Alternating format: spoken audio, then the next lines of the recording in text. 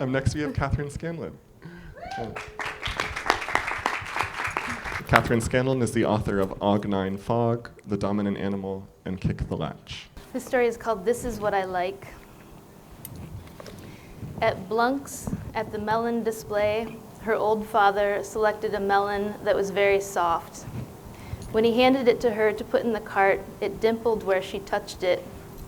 The melon's musk was strong, and to her smelled like garbage. "No, Dad," she said, and returned the melon to the shelf.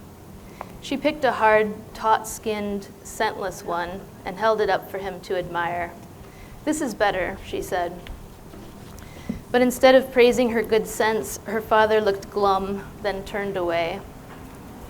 At home, she opened the melon on the plastic cutting board and filled a bowl with flavorless orange blocks.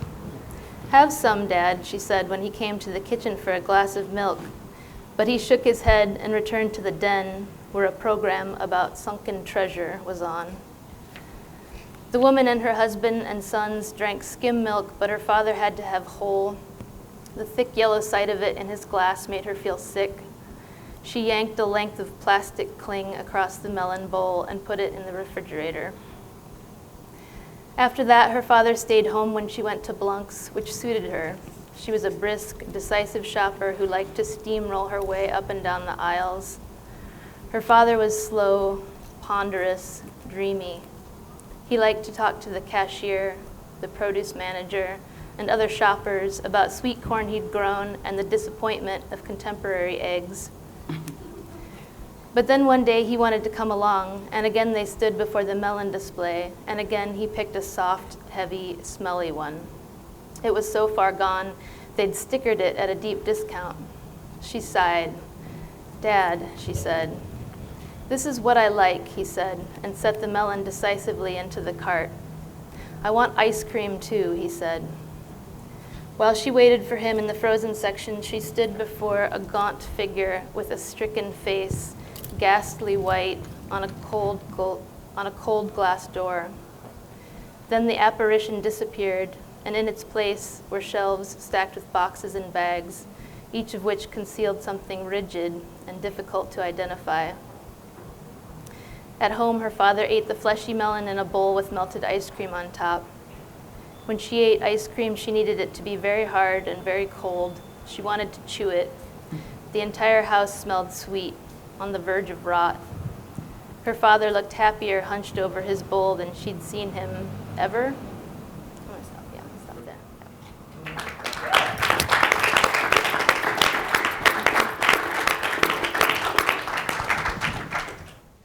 Thank you for reading that.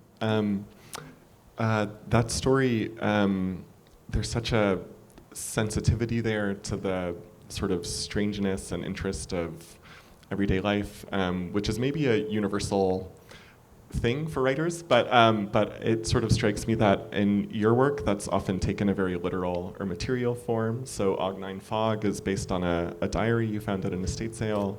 Kick the Latch is comes out of interviews with a horse trainer named Sonia. And I wonder if are you always sort of scavenging for material in this way? Are you always on the lookout for stuff to work with from outside? Or do each of these things sort of take you by surprise when you come upon them?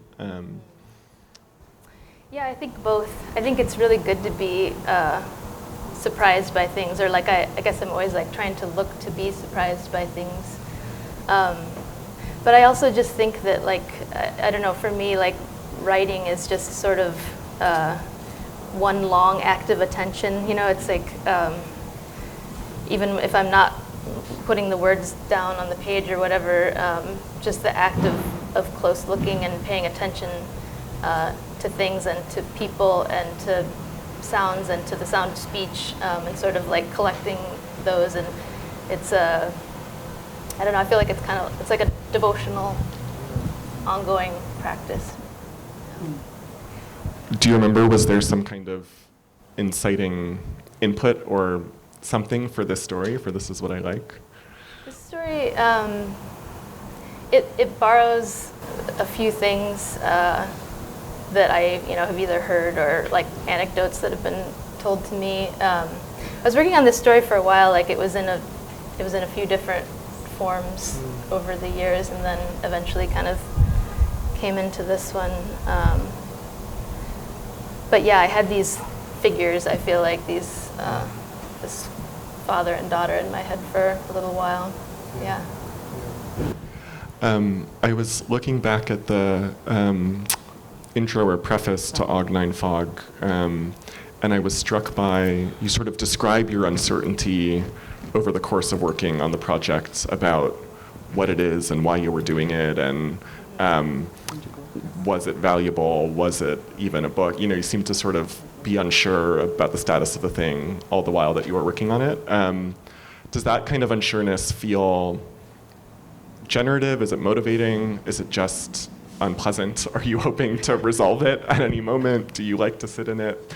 How do you feel about that? I think it's very uncomfortable to be uncertain. I think we don't like to be certain, but I think it's really important to be uncertain, especially when you're working on writing. And so, yeah, I feel like it's a uncomfortable state that I try to cultivate or just, accept, I suppose. Yeah. Do you share work as you're working on it and try to work through or resolve that discomfort or uncertainty with readers, with others, or does it feel like a fully kind of private process you have to go through on your own? It's private. I really, yeah. I don't even like talking about, like we did this event at the high school yesterday, and they wanted us to talk about what we were working on, and even the sentence or two that I shared, like about the things that I just felt, I'm very superstitious, I guess, and I like to just figure it out on my own, I suppose, yeah. If you're doing it all on your own, how do you know when something's done? Does it depend on the thing, or does the feeling of uncertainty change? I think like finished is always just a feeling, and the feeling is always changing. So it's like I just feel like it's an intuitive sort of sense, and so at a certain point, there's a feeling that comes that's like, this is the feeling of being done, but I don't know. It's not scientific, I don't know. It's not scientific, that's true.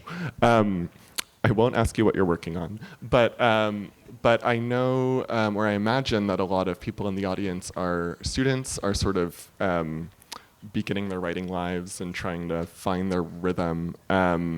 Do you have set habits, routines around writing, sort of ways you have to do it or like to go about it? Funny rituals? No fun, I don't know. Yeah, I try to work every day. I try to work in the morning because I feel like I get a little stupider as the day goes on, and I just have more energy in the morning. If I feel stuck, I always am just reading. That's the beautiful thing I feel like about writing, is that you can always just read, and that is working too, and thinking, or go for a walk, I like to look at a lot of found materials too. I feel like that's really helpful for generating work. Yeah. Great. Well, maybe it's your time to choose. Favorites, lasts, first, or never? First? Okay.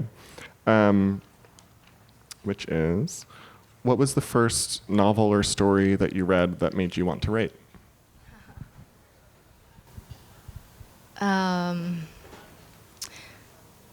I definitely loved books when I was a kid. I feel like probably, I don't know if it's the first one, but I'm going to say Black Beauty, the book by Anna Sewell, which I actually reread recently because I hadn't read it since I was a child, and I really love that book. It's kind of beautiful. It's narrated in the first person by the horse, and his terrible life that he's had, like at the hands of cruel people, but also kind people. And I think it really was pretty formative. It must have been, because I really loved it, going back to it. Amazing. And a book about horses. Okay. Well, thank you so much, Kathryn. Really appreciate it.